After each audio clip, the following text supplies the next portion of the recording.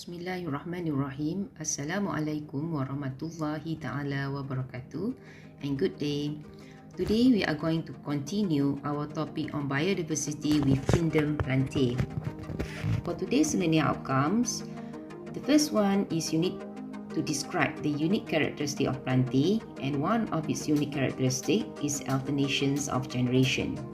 Second learning outcomes, you should be able to state the three divisions of Bryophytes as well as the terrestrial adaptations of Bryophytes. Plants can be grouped into four groups, which are, the first one is Bryophyte, which is the most primitive plants, followed by Pteridophytes, Gymnosperm, and Angiosperm. And based on this diagram, you can see that there are two types of plants, which is known as non-vascular and vascular plants. Bryophytes can be classified under non-vascular, whereas Pteridophyte, Gymnosperm, and Angiosperms are classified under vascular plants. We proceed with the unique characteristic of Plantae. All Plantae are eukaryotes and they are all multicellular. You see that the main component of cell wall of plant cell is made of cellulose, and they are all photoautotroph, which means they can produce their own food that be stored as a starch in the process of photosynthesis. And all plants will develop from multicellular embryos that are enclosed with maternal tissues. All plants have a life cycle which involves alternations of generations. They spend most of their life either in haploid gametophyte generations or diploid sporophyte generation. Sporophyte produce haploid spore by the process of meiosis. The haploid spores later will land on land and will give rise to haploid gametes through mitosis. There are two different gametes produced, which are the male gamete as well as the female gamete. When these two male gamete and female gamete they are fused together under fertilization process, it will produce a zygote sporophyte generation, and later this zygote will undergo mitotic division to give rise to a multicellular diploid generation. And again, the kingdom Plantae is divided into the four groups, which are the Bryophytes, Pteridophyte, Gymnosperm, and Angiosperm.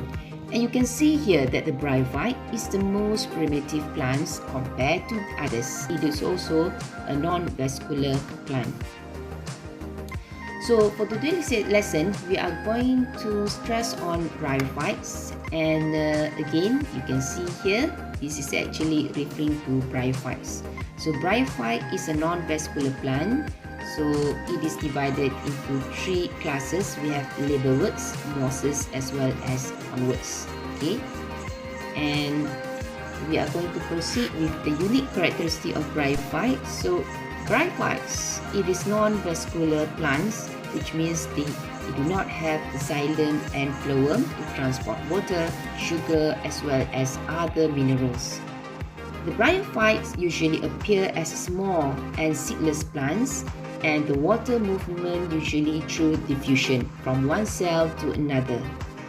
The absorptions of water and mineral is through rhizode, and the fertilization is fully dependent on water. The body form is often a flattened shape, which is known as thallus. So this is actually referring to a thallus. Okay, and they do not have true roots, true stems, and true leaf. There's no cuticle, so therefore it will give protections against desiccation.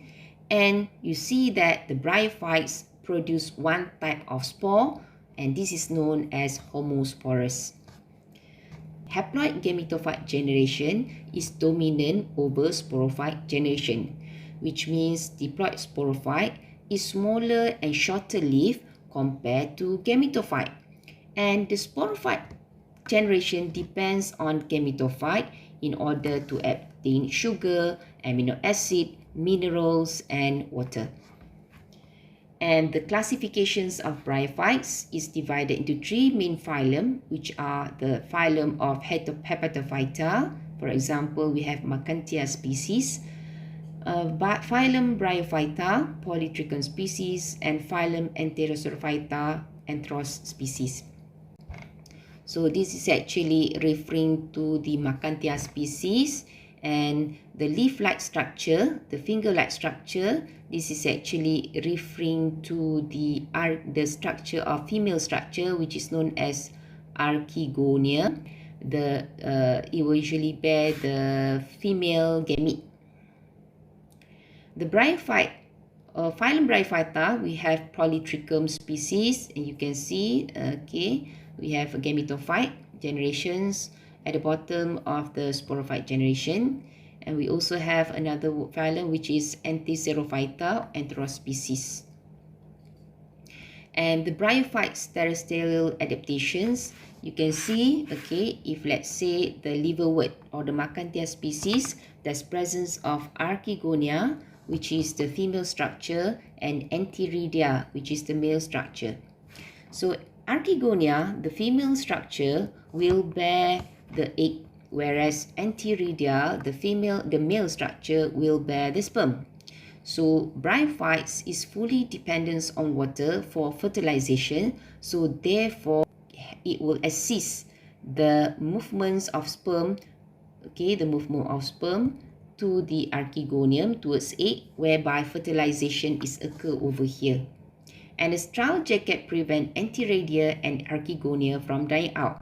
After fertilizations occur, the zygote and the developing embryo will still live in the archegonia in order to prevent from drying. So that's all for today. Bye-bye.